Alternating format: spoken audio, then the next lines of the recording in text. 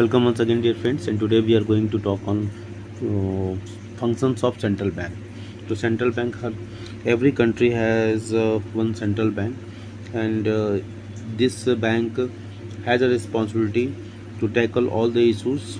It monitors, it guides, it makes the laws smoother for every individual. It is not concerned directly with the individual, but through banking system it is taking care of economy and individuals also. So let us see in details what are the functions of central bank. तो आपके screen पर दिखाई दे रहा है, as a central bank of country the Reserve Bank of India perform the following function. तो Reserve Bank of India हमारा central bank है और इसके ये कार्य हैं. तो रिजर्व बैंक ऑफ इंडिया जो आरबीआई है, ये हमारा 1935 में इसको 1 अप्रैल 1935 में इसको इस्टेब्लिश किया गया था, और उसका जो एक्ट था जिसके तहत इसको किया गया, तो 1934 का एक्ट था, उसको reserve Bank of India act जिसको कहते हैं, इसको पास किया गया था. और ऐसा माना जाता है कि बी आर अम्बेडकर साहब का भी इसमें रोल था. उन्होंने रिकमेंड किया था कि एक होना चाहिए, एक बैंक होना चाहिए, तो उसके रूप में इसको सेंट्रल बैंक और ब्रिटिशर्स ने इसको इस्टेब्लिश किया था 1935. तो उस समय उनका मोटो अलग था. कॉलोनियल सिस्टम का तो मोटो अलग होता ही हमेशा से, लेकिन खैर धीरे धीरे इसने अपने इकोनॉमी को स्ट्रेंथन किया. और बैंकिंग सिस्टम, आज कोई भी देश ऐसा नहीं होगा जहां बैंकिंग सिस्टम स्ट्रांग ना हो, और स्ट्रांग नहीं होगा तो इकोनॉमी कोलैप्स हो जाएगी. इसलिए बैंकिंग सिस्टम को स्ट्रांग होना बहुत ही ज़रूरी है. ठीक है, तो functions of central bank: currency authority और बैंक ऑफ इशूइंग अथॉरिटी भी कहते हैं, banker to the government, bankers bank and supervisor, controller of money supply and credit.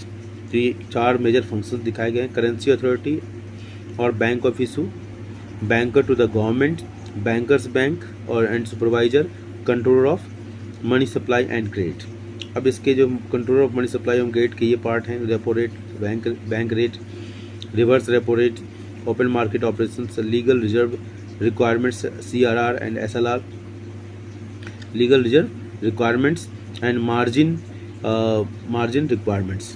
Okay, तो ये लीगल रिजर्व रेशियो LRR भी कहा जाता है, लीगल रिजर्व रिक्वायरमेंट्स ये भी कहा जाता है.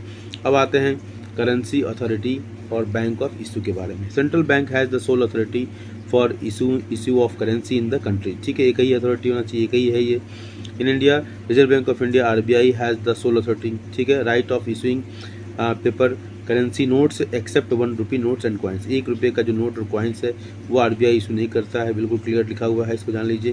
ये कौन इशू करता है? Ministry of finance. Ministry of finance issue करती है. The 1 rupee note bears the signature of the finance secretary. किसका सिग्नेचर होता है? बाकी पर किसका सिग्नेचर होगा? RBI गवर्नर का. लेकिन 1 रुपये के नोट पर किसका सिग्नेचर होगा?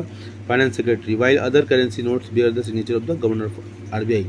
All the currency issued by the central bank is its monetary liability. जो भी इशू किया जाता है मॉनेटरी लाइबिलिटी के अंतर्गत आएगा.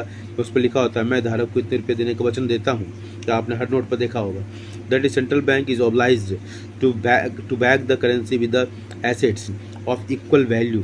ठीक है, to enhance the public confidence in paper currency. तो पब्लिक का कॉन्फिडेंस क्यों बढ़ता है? क्योंकि उस पर लिखा होता है कि मैं धारक को I promise bearer to provide this much whatever the sum is written on the notes that bank RBI will give equal amount of assets. ये promise करता है. Assets usually consist of gold coins, gold bullions, foreign securities and domestic governments local currency securities.